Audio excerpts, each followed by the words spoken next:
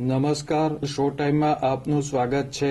ભાવનગર વાસીઓએ 4 વર્ષ સુધી હાડમારી ભોગવ્યા બાદ આખરે ફ્લાયઓવર બ્રિજની એક તરફની સાઈડ વાહન વ્યવહાર માટે ખુલ્લી મૂકવામાં આવી છે।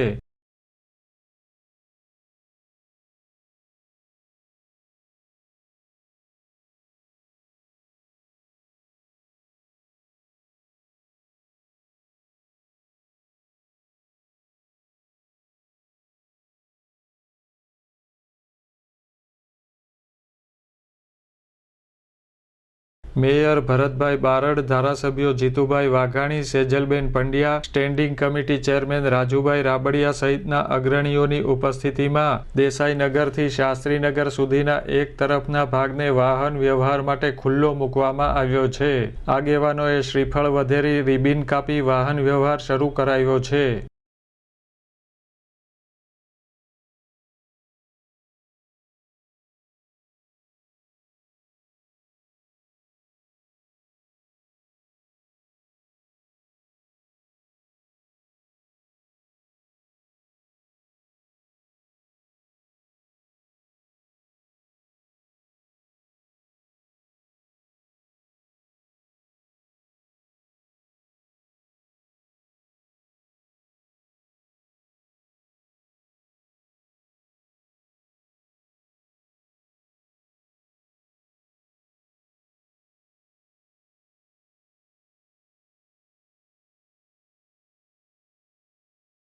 મેયર, ધારાસભ્ય, સ્ટેન્ડિંગ કમિટી ચેરમેન સહિતના અગ્રણીઓએ ખુલ્લા મુકાયેલા રોડની એક તરફના માર્ગ ઉપર વાહન ચલાવી વાહન વ્યવહાર શરૂ કરાવ્યો હતો।